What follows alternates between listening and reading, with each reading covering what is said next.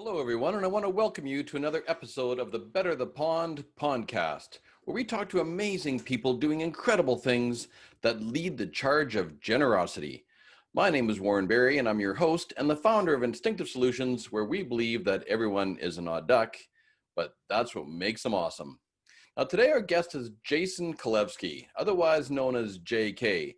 Now, staying on the same pond in Newcastle in New South Wales, Australia, Jason learned firsthand that the so-called negative events in his life became the gift in the ugly box. Dealing with anxiety and hypersensitivity turned into his greatest asset. He now gets to leverage that strength to coach people to become their grandest self. Now, I love his mantra. It's every day and in every way, I am getting better and better, stronger and stronger. And that's how he leverages his gifts to better the pond. I want to welcome Jason Kolevski. All right, Jason, I want to thank you ever so much for being a guest on the Better the Pond Pondcast. It is absolutely great to have you. Mate, it's an absolute pleasure, all the way across the pond from Australia. Right from down under. Down under. So Jason, what got you from being a gosling to then leaving the nest and then becoming the wise goose that you are today? What's your backstory, Jason? An interesting compliment calling me wise, but thank you for that nonetheless. Yeah, look, it's an interesting story, and I'll elaborate because I think there's a lot of value in what I went through to get to where I am, Warren, because I went through a dip. And I think that dip is where you question your own identity, you question who you are and the very thing that you're on this earth for. But long story short, I was a business partner in a financial planning practice, a financial services firm for several years. We started that practice, I think it was in 2005. I'm gonna pull you back, JK. I'm gonna pull you back. I want to hear about you being a gosling. Then what do you mean by a gosling? Oh, you were little. You got to be specific. Where was your start? You started were you in New South Wales, Australia? Let's take you back a little bit. We're going right back to the roots. We're back to the roots. I want to know all about JK. Wow. Okay, how much time have we got? I thought it was an hour. You should know. You should know. I could talk under wet cement. I'll go back, but I'll give you the abridged version. So you're born and bred in Newcastle, New South Wales, Australia. In fact, my family doesn't move around much. We moved once when I was a child, and it was literally 2 kilometres up the same street. And we had an opportunity as a family to build a new home, and off we went, and that became our stability ground.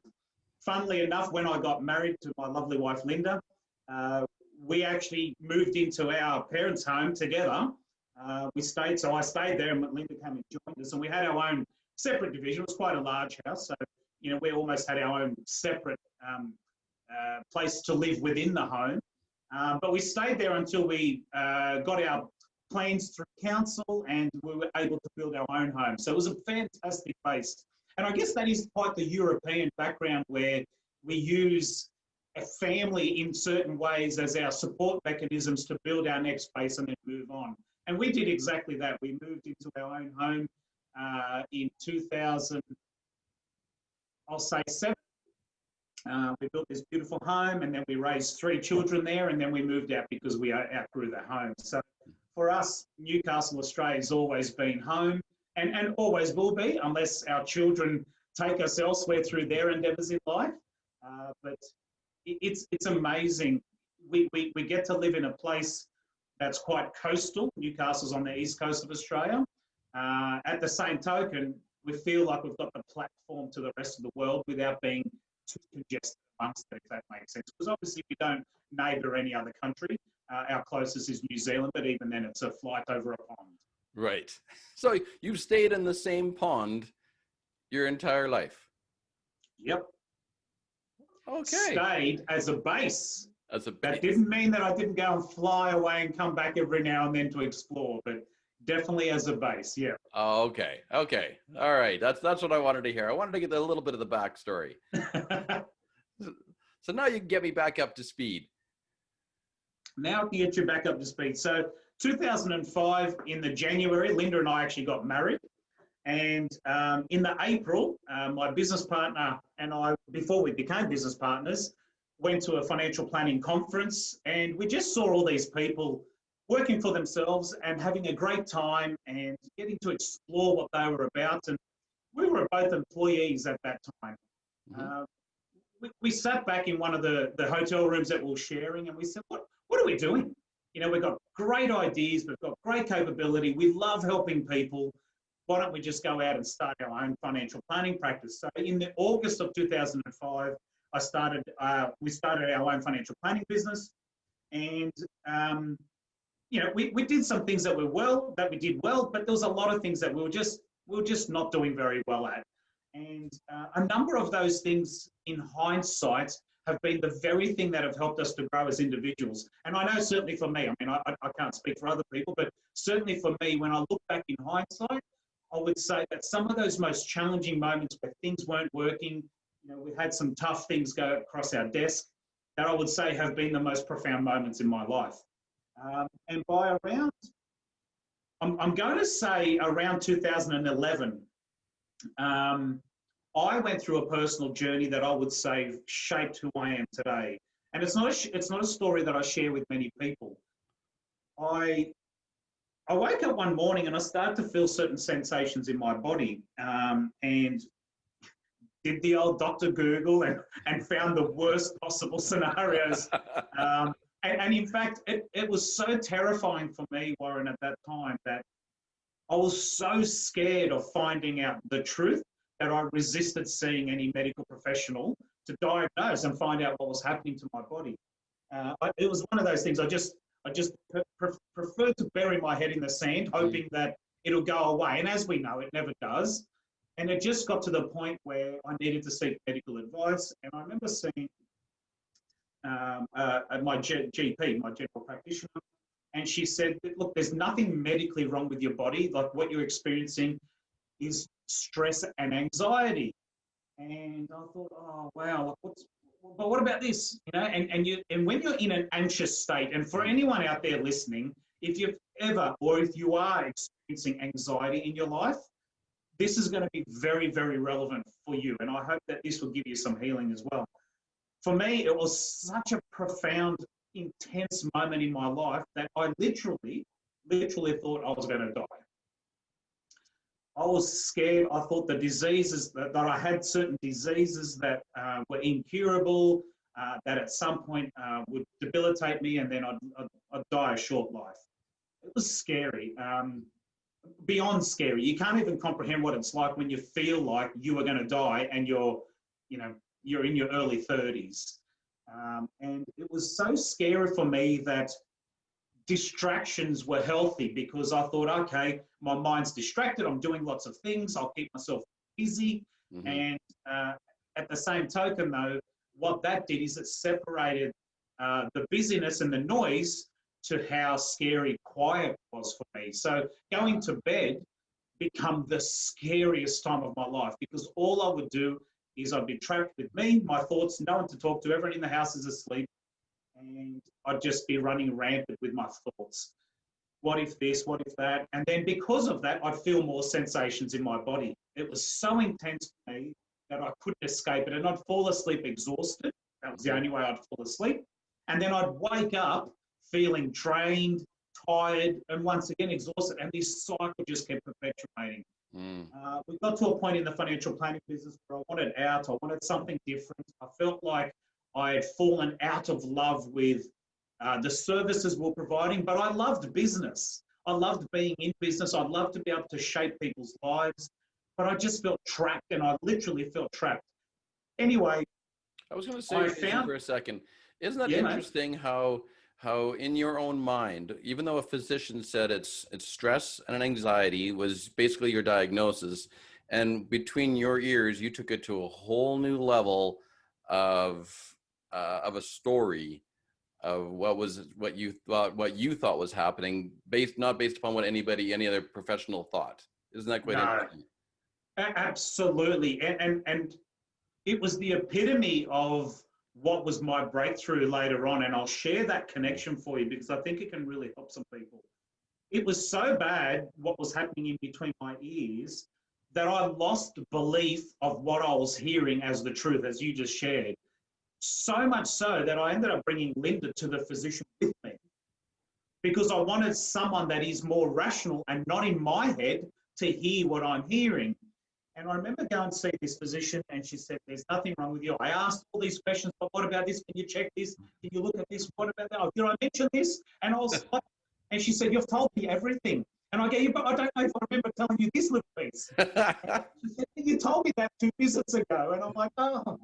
Anyway, we got to a point where there was a certain amount of silence. And Linda said, so have you heard everything? And I said, yes. And Linda said again, the doctor is telling you there's nothing wrong, you're stressed, and what you're experiencing is anxiety, not a disease that you're going to die from, but anxiety, and that's what's happening with you. I said, yes, I hear that now.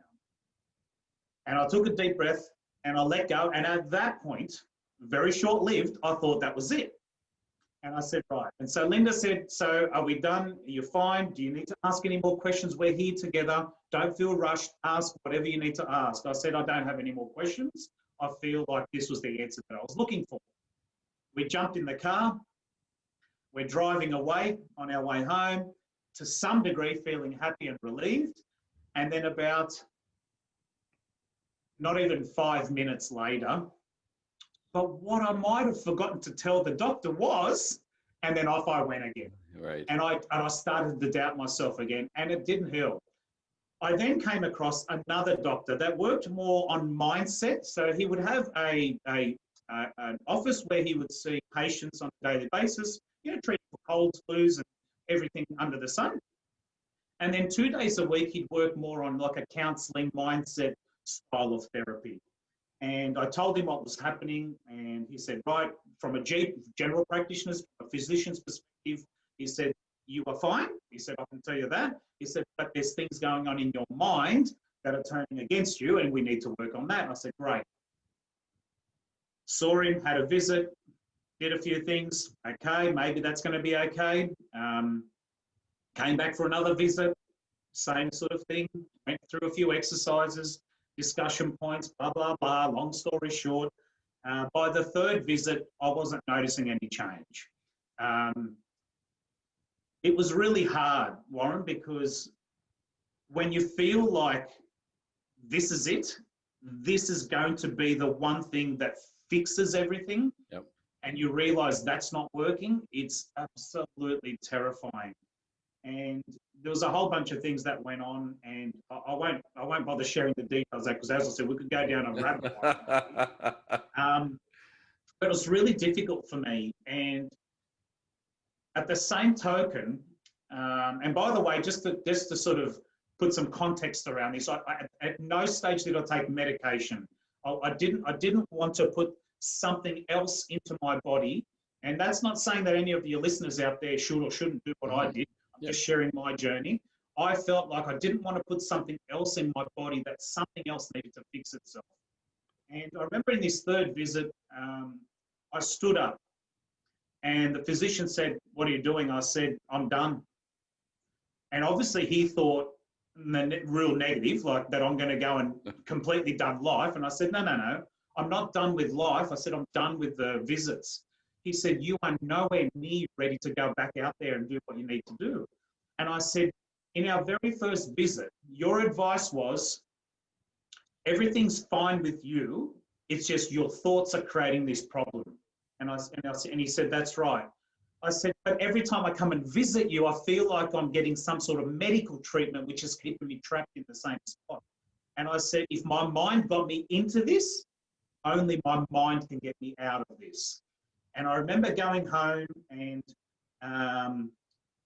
feeling quite confused, even though I'd sort of made a decision. I guess I was not 100% confident. And I think that's the thing. When you're feeling deep anxiety or you're anxious all the time, it's hard. It's really difficult to be confident and to believe in yourself. Yes, absolutely. Yeah. And I remember having these doubts. However, I made a commitment that I was going to change something, but I just didn't know how or what. And I went to bed that night almost excited, like I was going on a journey the next day. And I woke up, and this is the part that I never ever will forget for the rest of my life.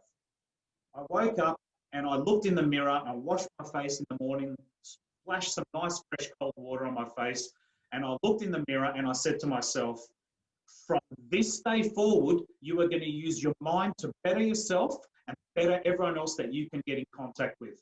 And from this day forward, I'm going to use my mind for power, not for suffering. And that was it. And I had a mantra that he had given me that basically goes, every day and in every way, I'm getting better and better, stronger and stronger.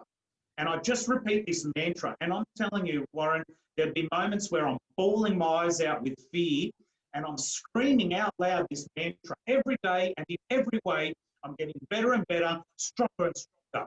And I'd be driving to work or visiting someone or whatever, and this fear would come up and I'd just start screaming it. And there'd be people by my side in the traffic just looking at me thinking, what the hell? This nutcase is going wild in the car. But I was having a fight, and I am having an absolute fight with this thing that was creating suffering inside of me, and I needed to belt it out. So every time this suffering came into my mind, I think I've got to give it 10 times more back at it so that it can eventually go away. And I would repeat this mantra every day, and I'd hold my shoulders back and I'd hold my chin up, because there's a certain physiology that connects with your nervous system. Off I went, repeating this mantra. Every day and in every way, I'm getting better and better, stronger and stronger. Every day and in every way, I'm getting better and better, stronger and stronger, louder and louder and louder and louder. And what I noticed, not in any one moment, however, at some point, I stopped and I reflected. And I realized that I was no longer feeling anxious, and that these moments of anxiety were probably no different to anyone getting a little bit nervous before a new thing that we all experience to some degree. And I thought, well, what's changed? And I felt so powerful. I felt so powerful. And I remember walking into my business partner's office. I said, mate, we're selling this business. I want to do bigger and better things. And he said, look, funnily enough, I want the same thing. Funny how serendipity aligns, things like that. And by 2012, we had sold our financial planning practice quite successfully, I might add. In fact, the broker that we used to help sell the practice had 23 interested parties within 24 hours. Wow. And he said, look, the way you guys have shaped this thing up, it's a brilliant business model. I've got no problem selling it. So off we went, sold the practice, and then it was mid-March that I just had this powerful stance, this powerful energy. And just to clarify, when I say power, I don't mean egotistical power that I'm going to overpower people. I'm talking about a level of self-esteem, self-belief, deep love and care and nurture to just make a massive difference. And I had this statement that would be mine, that I want to make a positive, significant difference to human beings that want to live a life worth remembering. And that was my little vision, my little mission, I guess, that I was on. And by mid-March 2012, I'd sold the financial planning practice and I jumped into coaching and mentoring. And I remember that time, and I'm going to stop, as I said, so you can at least ask a question. I remember at that time thinking, I've got no coaching model. Like, I didn't want to buy a franchise that would give me the manual as to how I would coach and mentor people. But what I did have was profound life experience as to what does work in business, what doesn't work in business, where leaders get challenged, where blockages come up. Because what I found through my period of anxiety, it's like when people say, they lost their vision, but their hearing become quite stronger. And that's similar sort of thing happened to me, that with that period going through a deep level of anxiety, my intuition went through the roof. I mean, my ability to snap in and hear that little voice, or to feel an experience in my body, because I become so highly sensitive to everything that was going on within me, went off the Richter scale. I mean, it was so profound and so sharp, it wasn't funny. So I thought, I've got this deep strength and power within me. I've got conviction as to what people need to do. I had deep love and care. So I thought anyone that ends up in my presence must meant to have shown up in my presence, and I need to serve them at the highest level. And, through business, you learn what doesn't work, you learn what does work, and a whole bunch of stuff. So for me, whilst there was a business context, my true work was around human dynamics. What makes people tick? Why do people get blocked? And how do I unblock them as quick as possible?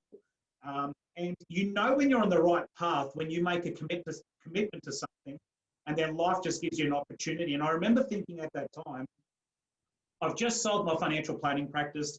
I've got 5 days a week to do nothing. I don't have any clients. Actually, tell a lie. I had one coaching and mentoring client that started with me before I sold my practice. So it was almost like an unofficial start to what I was doing. And I thought, I've got 5 days a week. And I thought, I know me. I know my instinctive profile. And I knew that I needed tight deadlines and I needed a bit of time pressure. So I thought I should go and find a job for 2 days a week. And that'll give me 3 intense days to get my business going. And literally, the weekend that I finished the financial planning practice, I decided I needed to start, get some sort of job or some sort of contract 2 days a week.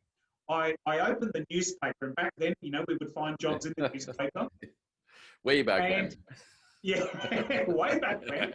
I opened the paper, and there was this little ad, and it was in yellow, and it said, "Business mentor required, contract 2 days per week." And I thought, oh my God, this has literally been taken, the words have been taken out of my mouth and put on paper as if it was written for me. And I applied for it. A week later, I started working with this group, and they said, look, just as long as we can have you, we'll have you. We'll be very grateful for that. I lasted about 11 months before it got too busy juggling both, and I said my goodbyes. And ever since, late 2012, early 2013, I've been coaching and mentoring clients all around the world, digitally, in person, and had the pleasure of meeting some beautiful people globally and trying to make a difference to anyone and everyone that I can since that point, and going strong. Well, I can say from personal experience that you were my coach and mentor for a period of time, and I think what you said was really smart. Is you don't have a manual, you don't have a book, you don't have a really a system. It's about it's about love and engagement and listening and intuition. And I can speak for that wholeheartedly. Of some of the time, the things that you would say, and it would really like, wow, like it would hit you. It was, like, where did that come from? Right. So, so it was absolutely, I mean, I will say, Jason, you're absolutely brilliant at what you do. I loved our time together. And I mean, through that, we've also created a wonderful friendship, as a matter of fact. So. Absolutely. For me, people are people. Human beings are the same all over the planet. However, there is some magic when someone all the way across the pond chooses to work with you in a way that is, to me, quite a privileged space. Even today, I mean, I've been doing this over a decade now, and, informally and then formally. And still to today, I sit with anyone and I feel it is such a privileged space we're about to share that I don't take that for granted. But yeah, dealing with someone like yourself, you're quite a magical person yourself, and you make quite a big impact. To have the privilege of being a mentor, a sounding board, a trusted advisor, a confidant to someone like yourself all the way across the pond, when there's so many other coaches and mentoring between us, was a memorable and a powerful experience. And I guess, yeah, like you said, today we have a brotherhood that we share. It's beyond a friendship, isn't it? It is beyond a friendship, absolutely. Absolutely. One of the things I was going to mention too before I move on to my next question, Jason, which it was actually a really profound moment for me, and I've carried that forward working with other people as well, is when you look back at your anxiety that you went through, and I mean, it was not pleasant, but because of it, far from it, right? But because of that, is what helped shape you to who you are today. So if I can use the wise words of Jason Kolevski, it was the gift in the ugly box. Oh, you are beautiful, my friend. I was literally going to say, that's the moment that I call a gift in an ugly box. And you're right on it. You're right on it, brother. Absolutely. So, Yeah, look, it is, but it's true. You know, it is true. 100%. And the reason why I've coined that phrase, the gift in an ugly box, it's because when these things show up, what we want to do is throw that box away. It's ugly, it's painful, it's unattractive, it's hurtful. There's so much challenge going on that we just want to throw it away. But it's one of those magical boxes that you could hide it in the deepest, darkest spot, and it'll just pop up under a light when you're thinking, I thought I got rid of that. And it's not until you open this box up and it takes courage, maybe a bit of support, coaching, mentoring, maybe some guidance, maybe just blind faith and going, I've just got to rip this open and see what shows up. But the more you look at it, the more you question it, the more you feel it, the more you absorb it, the more you understand the gifts in it. And I would honestly say that that journey in my life was a catapult. And if anything, and I don't know whether this is anything from a medical context, however, my belief, and it's only my belief, is that if you are suffering anxiety, it's because life's trying to propel you into something that you're holding back, and you just can't see what that would be. There's fear of letting go from something from the past, and there's fear of jumping into the future because it's unknown. And this bottleneck in the middle is that little knot in the stomach that we call anxiety. Right. And I struggle because I do work with a lot of people that are experiencing that, business leaders that feel anxious. And I say to them, please just don't own it. A lot of people say my anxiety. Yeah. Oh, my anxiety is playing up at the moment. And I say, don't own it. It's not your anxiety. It's a feeling and it's an experience. However, like any feeling and experience, it's there to serve a purpose, and it'll disappear and come back and go away and whatever else to serve its purpose. However, owning it says I'm going to have it for the rest of my life. So just changing some language around our gifts that are in the ugly boxes allows the gifts to come out and start to shine.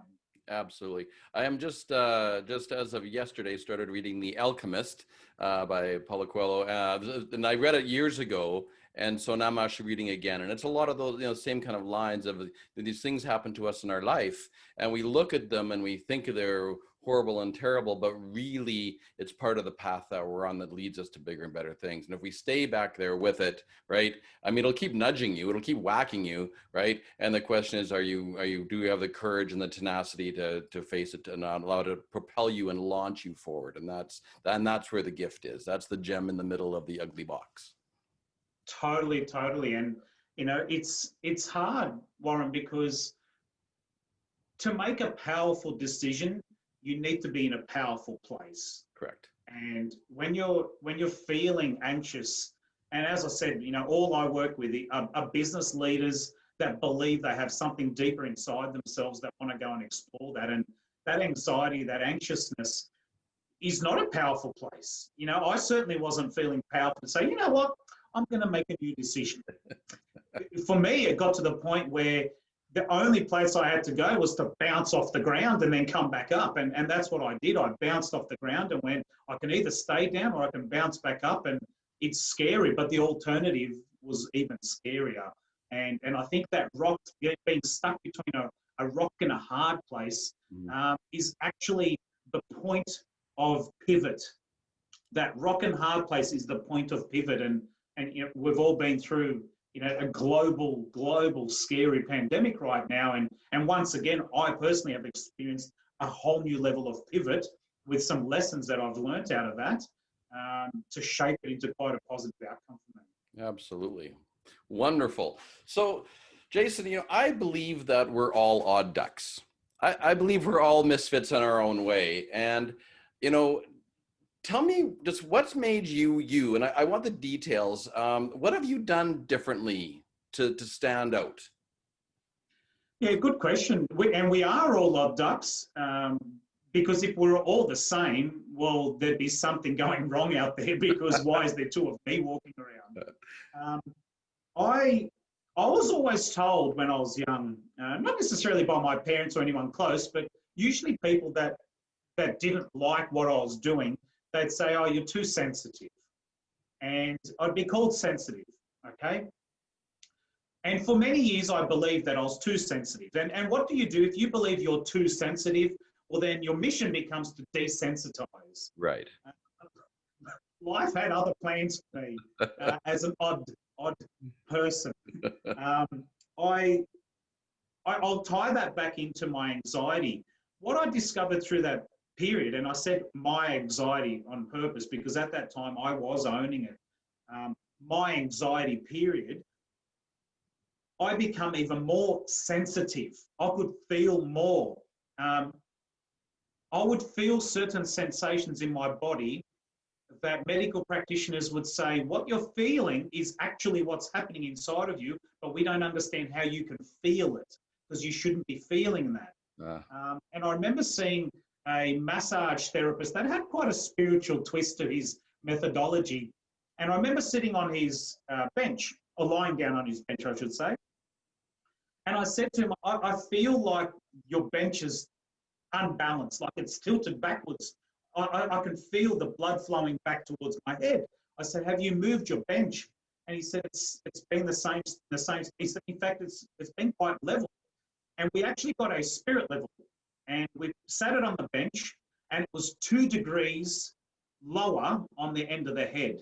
And he sat back and he said, can you actually feel that? I said, I can. Wow. Everything is so heightened. My senses are so heightened that I realized I could feel probably way too much than I wanted to feel because it was scary.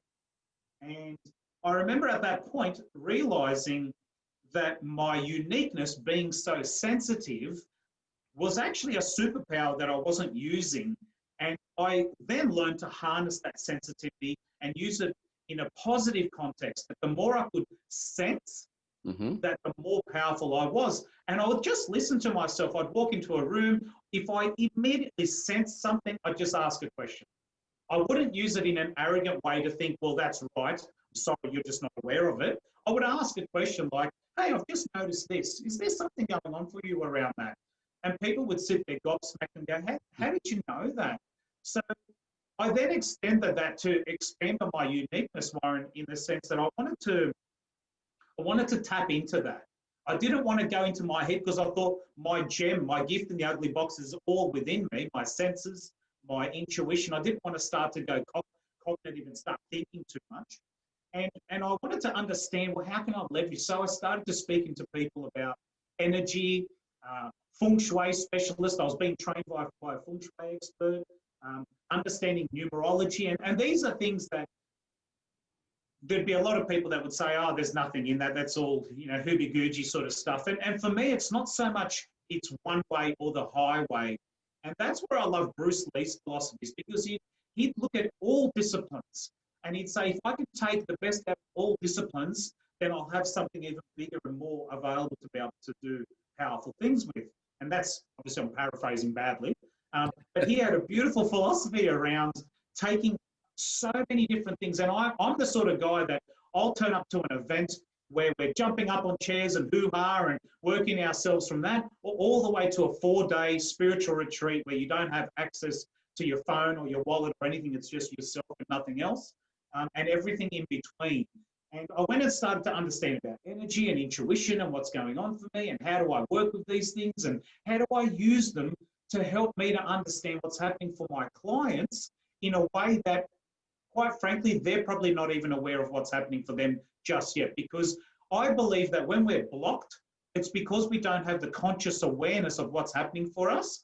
And therefore, it's really difficult to say to someone, I'm stuck on this, can you help me with that? What's your solution? So for me, I believed it was my job to get beneath the consciousness into the subconscious mind and understand, how are these people blocked? What's holding them back from their profoundness, or what I call being their grandest self, the grandest version of themselves?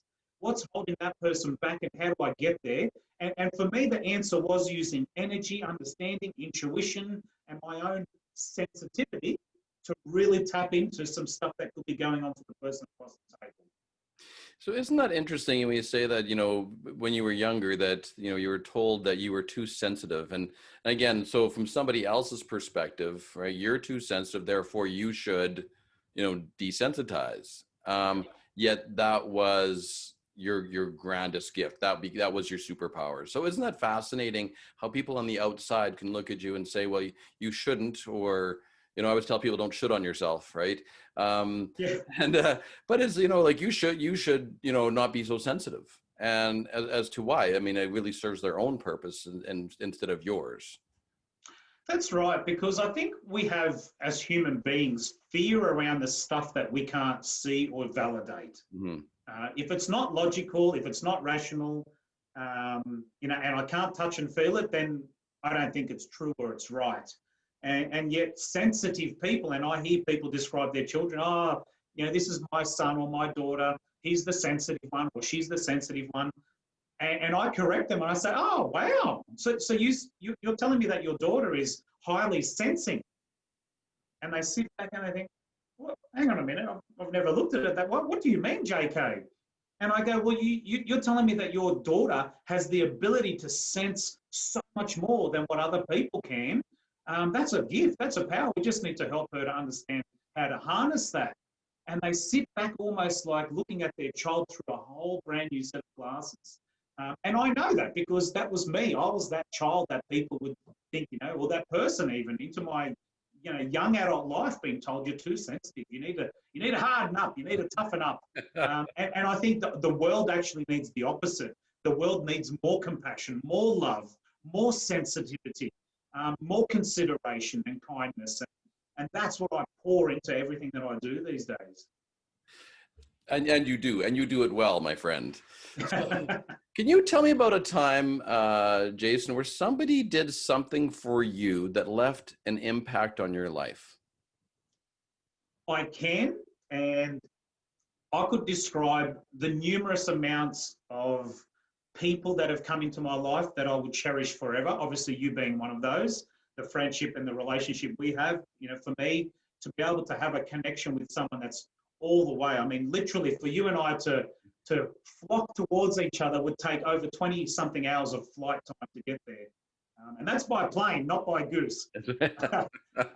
So I could talk about a lot of people that have helped me, that have been in my life. My wife is an amazing, amazing rock. And I think there's a lot of truth behind the statement that behind every great man, there's an even greater woman. We have such a great bond. However, in terms of profoundness, I'm going to answer that question. I'm going to answer that question in a way that you're probably not expecting. There was a person, God love their soul, that decided that what we did when we started our business, there was something wrong in that, and decided to take a legal action against us. Mm-hmm. And for me, what I'd realized in my life with the work that I've done, that everything happens for a reason, and that reason is there to serve us. And if you have that mindset, then you can actually find the gift in the ugly box. You can actually go and find the silver lining or the optimistic opportunity in things. So I deeply, deeply sunk into this perspective that everything happens for a reason, and that reason's there to serve me, and it was all my creation. And I even have a saying now, and I've coined this statement that says, mirror, mirror on the wall, I am the creator of it all. And when I see what I create, my powerful destiny will no longer wait. And because of that, I just kept looking at this scenario thinking, why would I have created this legal action against me and my family? Why would I have manifested this into my life? What am I meant to get out of it? And I found things you would not believe that have served me to today and will continue to serve me for the rest of my life. The gifts in that ugly box. This person is oblivious to the impact because the impact was intentioned to be negative. However, I didn't blame. I no longer blame that person for what's happened. In fact, I own it. And because I own the scenario, I can take the gifts out of it. So going back to your story, there was a lot of things that have happened positive in my life since that point that I can directly relate to that point. Mm-hmm. So whilst maybe you're waiting for, Joe Bloggs, the author of this book, has really shaped my life. That's one context that's had a profound impact. But the other one, and this is the one that, that I think is someone that your listeners can even look up, is I remember sitting there, and I'm quite strong on serendipity. I have an acronym, SMILE, S-M-I-L-E, and it stands for Serendipitous Moments in Life's Experiences. Ah. So when you have an experience in life, and the serendipitous moment shows up, and you think, oh, wow, that was quite cool, the way that showed up, and I call that a smile. Can you say that again? No. Serendipitous moment in life's experience. Smile. So I call it a smile. And a smile for me was, I was watching television once, and there seemed to be nothing on TV that I was interested in. And I turned to a channel, a station that I never watched this station, but there was something on there that said brain games. And I thought, oh, this is interesting. So I clicked on this show. There was a neurologist talking about how our brain actually deceives us, how we use our eyes and we think our eyes see the world, but all they do is bring the data in, and then our brains actually interpret that data based on our belief system and the way we've learned to see things. So you can actually shift what you see in the world by changing yourself internally. Long story short, there was an interview with a guru, an enlightened being from India, and his guru name is Sadhguru, and Sadhguru is S-A-D-H-G-U-R-U, so Sad H Guru, Sadhguru, and Sadhguru, he is just everything that he says. I just found so spot on the money. It's just so true. Some deep, profound truths. And once again, being one of those people that I'm open to so many different perspectives, and that's what makes me who I am. But I said to my wife, I've just looked up this guru, and some things that are happening and the practices that he's teaching, I think can help us in a lot of ways. So we both went along to a program that he calls inner engineering. And Sadhguru says that, the most sophisticated machinery on this planet is the human being, not a computer. No matter how powerful a computer is, it's nowhere near what a human being can do. And he says we spend all our lives trying to rework the outside. We learn things, we go to the gym, we eat well, whatever. He said, but there's an inner part of us that we don't tend to work on. So he calls it inner engineering. And he's got a program called Inner Engineering, and there's a certain video aspect to learning, and then there's some yogic physical practices to learn, which I won't unpack. That's something that people should go and experience in their own accord. But we did this program called Shambhavi Mahamudra, and that was a profound exercise program to deepen and I guess re-engineer internally, and that in itself has become something quite powerful for me. So quite often, when I work with a new client, if I get a sense that this is going to be something that they need or there's a connection, I'll buy Sadhguru's Inner Engineering book, so you can actually buy the book, and I'll gift that to them as a starting point to just read what that's all about and where they can start to tap into some stuff around that. But the Inner Engineering program was the positive context of someone that has shaped a large part of what I'm all about. And as I said, I'm extremely and eternally grateful for the mentors that I've got in my life. I've worked with a particular mentor that's been with me, for several years, and I use that person as a sounding board and just a friend and a colleague in many ways as well. And I have people that are virtual mentors that I really deep dive and I work on myself by watching them. But I would say the massive legal action and Sadhguru, those two were the two people that created a massive impact as to who I am today. And they were obviously they were opposite ends of the spectrum, right? Complete polar ends. Yeah. Complete. Very interesting. So, Jason, what are you doing right now to better the pond? And I also want to know, why are you doing it? Yeah, so the why comes back into discovering the gift in my ugly box. I just experienced suffering in a way that was internal.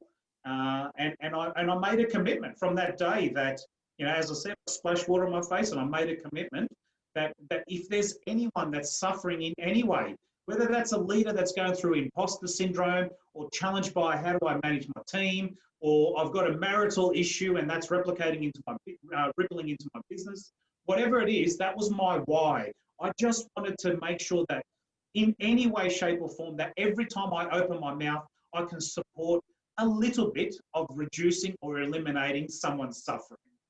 Okay, that's my why. What am I doing? I work mainly one-on-one with people. And I look, there's many times, and I'm sure there will be a day where I do large group formats and, I'll create some form of digital program where people can purchase something that I've created and just watch me for a certain amount. I just really profoundly love sharing one-on-one space or with a group of leaders in one room. And I do that digitally now as well. So I have clients all over the planet that I do monthly sessions with. It's working with a person to just remove their blockages. And I could say it specifically around this or that, but it's not. It's in every way, shape or form. The other day I had one of my clients actually said, look, I know you work with business leaders, but my 21-year-old son's quite challenged around money. He's got some money blockages. He said, is that someone that you can help? I said, well, if someone reaches out for help, I want to help. So I spent about 90 minutes with this individual. We did a Zoom session.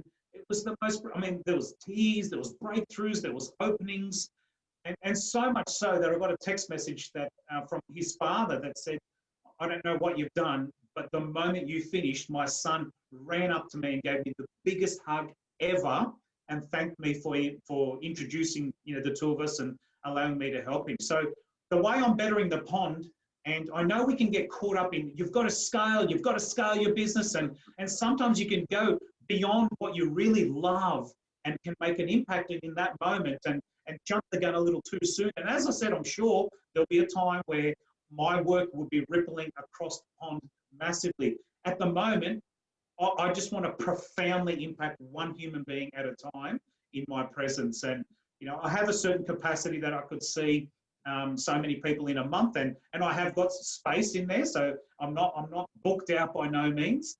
However, I do have clients that see me every month, and they're booked all the way through to the end of the year and beyond because they're just proactively booking their sessions in. But yeah, the way that I'm doing it is unblocking people's blockages one by one. And that is a very generic answer.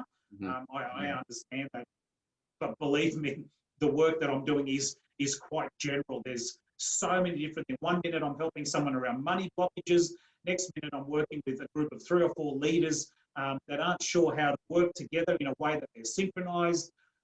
I use some psychometric profiling tools like yourself around Colby to understand people's instincts. And that taps into a certain amount of opportunity for people to understand that maybe I've got a pattern that I'm not working towards leveraging the best. So my work is literally at this stage, one human being at a time. And I truly believe that if I can touch, break through and shift their perspective, that they'll live a profound life, and the ripple effects of who they help is part of what I do as well. And I love it. Every single moment, I absolutely love and cherish the opportunity to sit with someone one-on-one. Yeah, no, I was just going to say to you, kind of led into it, is that, with working one-on-one, you're creating ripples, right? You're creating ripples, but those ripples keep going out and out and out, and eventually you make waves. And that's the impact that you have. That's absolutely brilliant. So JK, I want to know, what does your future look like? I mean, you are the wise sage on the pond, as we talked about earlier. You're on the lily pad, right? Yeah, and you have your globe there, and you have your wings wrapped around it, right? You're going to tell the future. I want to know, what does your golden pond look like, Jason? Yeah, look, I find that if I go into the future too far, a certain level of ego comes in and starts to think big and grand, and sometimes takes me out of my humility. And that's not to say that you shouldn't have that big, massive goal to work towards. And I do. I just make sure that it's coming from a space of humility, not ego. And I know that in my future, there will be a digital program that I can record, and maybe there's 10 steps to it. And I've already got the title for it. It's called Life Force Business Mastery, but it's not your traditional business mastery program. It's one that's wrapped in around energy and connection and how people can start to look at themselves from a different angle rather than the traditional stuff that's already been taught out there. I will record that someday, and that will be something that will be able to be my legacy to the planet, because whether I'm here or not, people can still acquire that program.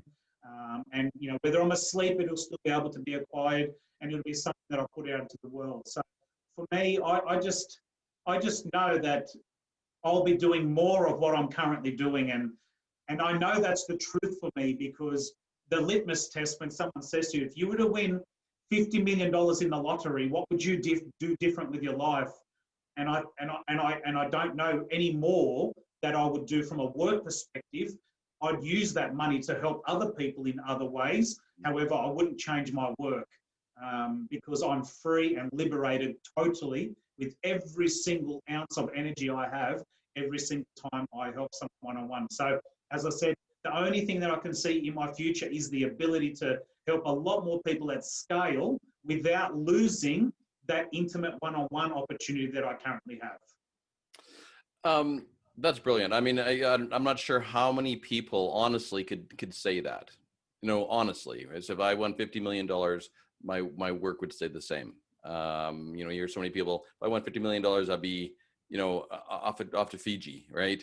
And and so and people do want to live a purposeful life, but I'm sure that most don't. They don't even know, right? And one of the things that we're in this pandemic now. And just for your own personal experience, what's been your learning, or where do you what's the positive do you feel that's come out of what globally what we're going through?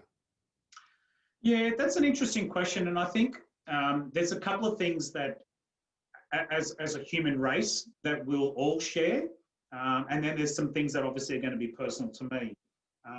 I'll give you the quick version of what I did to actually get out of what I'm getting, because I can tell you what I got out of it, but without the context of how I got there, it might not make sense. I actually, when I was first become extremely conscious of it, it was about mid to late March, like most of us, and that was when it started to really come into play here in Australia. And I said to myself, okay, this is going to be big. It's going to be challenging.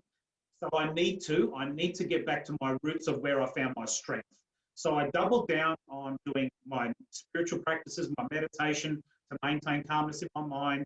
I went into some powerful mantras, and a mantra, for those of you that are listening that might not be sure, a mantra is a statement that you repeat that has more than just the words as the meaning, that the energy of saying it has a purpose as well. Mm-hmm. And I got into mantras every day. I'll do my spiritual practices, meditation every day. I'd really deeply connect with myself and stay grounded. And I did a couple of practical things. I went to what I call Operation Ground Zero. And that is, okay, if this results in all my clients stopping their work with me, because I actually don't contract any of my clients. I've had clients that have been working with me monthly for several years, and not once has there ever been a contract. So at any point in time, anyone can finish up with me. They just choose to stay. And I said, okay, Operation Ground Zero, if all my clients just stopped, if all my work stopped, what can I sell for my family to survive over the next 6 months? And I started to plan that out. Literally, I would speak to real estate agents. I'd find out if I needed to sell a property, what's it worth in a quick sale, how would that transact, what are your fees? And so I prepared myself for Ground Zero. Now, what that does is it gives you a certain level of safety and certainty, which is a base human need for all of us. We all need to feel safe and secure and have some level of certainty. So I got my base. I got comfortable. I got totally comfortable. I had to bank the ego in many ways, but I got totally comfortable with Operation Ground Zero. And I went, right, it'll be ugly. It won't look good. However, I'm okay with that not ruining my health, my family's health, and we can move through that.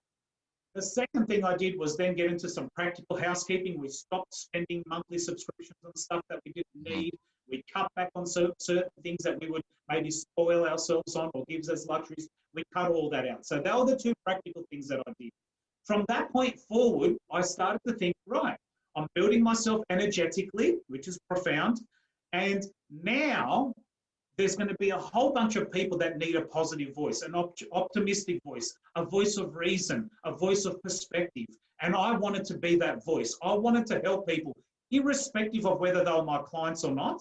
I just wanted to be that person that was that phone call that maybe just gave you a little bit of perspective that afternoon amidst all the worry and challenge. So I would be text messaging, I'd be calling people randomly, and I would be so full on with my work. I was doing more hours than during that period than what I was beforehand, not necessarily getting more clients at that point initially, because I was just helping people and I wanted to be of service. Mm-hmm. And I wanted to put myself in a space that this is bigger than me, so don't make it about me. I made it about everyone else that I could help.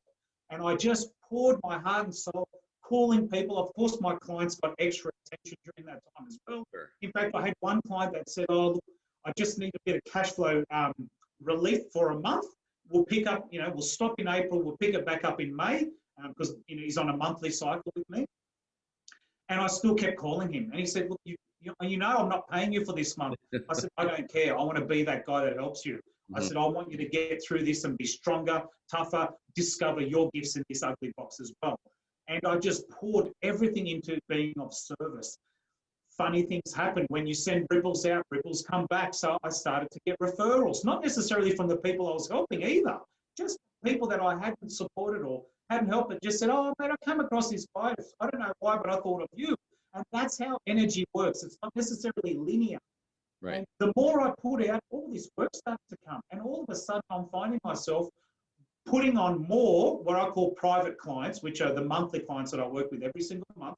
I was putting on more private clients than I had put on in the previous 2 years combined. Wow. It was just escalating to the point that I needed to employ some digital technology to help manage my diary and all these sorts of things. And I thought, what's happening? And I just kept going and I just kept going. So for me, two things happened. One, I worked on me, got me right. If you can't get yourself right first, you can't be of service to anyone else. Right. Number two, I then focused in on being of service to everyone else. And then number three, I stayed really present with the needs of those that were in my close proximity, i.e. most importantly, my immediate family, my wife and my 3 beautiful children. I just made sure that I was truly present to be there for them and in a way that they could feel like we're connected. So we actually got so much closer as a family. We were homeschooling our children, our 3 children at that point in time. And the litmus test for me was one night at dinner, I said to our children, do you feel like you're in lockdown? I mean, we're in lockdown isolation at that point for about a month. And they stopped and they went, oh, no. We had made the moments that we had at home so profound and so enjoyable and so focused on each other that we almost for a moment forgot that we're in lockdown, and we would shut off all media because, we didn't want other people feeding our minds and our energy. So we went, we're going to feed our own. And the things that we did with our children at that time, at one point we had a 3-day, there was a long weekend in the middle of it. And we said to the children, we're going to go away. And then when we were in lockdown, I went, yeah, we're going to pretend to go away and we're going to use our home as the holiday home. So we said to the kids, okay, start packing your bags because you're going to be in a different bedroom. And we said to them, right, we've got 5 rooms in our house. You get to choose one of them as your bedroom for this long weekend. And they picked the bedroom each. And of course, our 2 eldest children picked mum and dad's room because it's got the TV and all the stuff and the big king size bed. So they won't be spoiled. And so for 3 days, I'm in this little bed, snuggled up. But, we created this 3-day long weekend out of our own home and just made the most out of what we had. And I think if I was to summarize what this pandemic's doing for all of us, and, deep condolences to those that have lost loved ones. I'm not desensitized to that. Believe me, as I said earlier, I'm extremely highly sensing as to what that means and feels in a family. Absolutely. However, what it has done for those that have been willing to just pause and absorb it, it's created closeness of relationships. It's reevaluated the important things in life, whether that's health, relationships, friendships, valuing the outdoors, being able to go outside and just appreciate nature for what it is and not need necessarily anything extra to do that. It's really brought people together. But what it's also done, and this is the hard bit, and I'm not sure, in Canada, how businesses have sort of worked and what your government's done to support them. In Australia, we've had a lot of government stimulus to help us out. However, I believe that what it's done for business is say, I'm going to magnify what you need to do. And if that is, you need to get the hell out of that business because it's not working, it's magnified that. It's sped it up for some people. For other people, what it's done is it said you need to get sharper at the way you work. You're maybe being a little bit too loose with your time. Maybe you've got too many people that are working with you and you just haven't had those conversations for a long time that you needed to have. Maybe you're inefficient, you need systems, processes, technology, as it did with me. I needed to be smarter with my time. I needed to be smarter with the way I did things. I needed to be more efficient. I needed to have less wastage. I need to value what I did more. And all these things have really instigated a speed up. And I mean, I'm not the first person to say that, some businesses have achieved in the space of 3 or 4 months what normally would have taken them 2 years to get to that point of realization. Absolutely. And I think that's another thing that from a business community, from a leadership perspective, it's forced us to step our game up and start to be stronger, better, smarter at everything that we do in business and learn from that and grow exponentially into the future. Every day and in every way, I'm getting better and better, stronger and stronger. Amen to that. So, you know what, Jason, I really, really want to thank you for your time today. I truly, truly appreciate every moment that I get to spend with you. To my listeners out there, where can they go to find you? So the best way is to go to www.jkolevski, JKOLEVSKI, .com.au. We're in Australia, so we've got the AU. So if people go to my website, they'll see me there, but there's an opportunity then to click.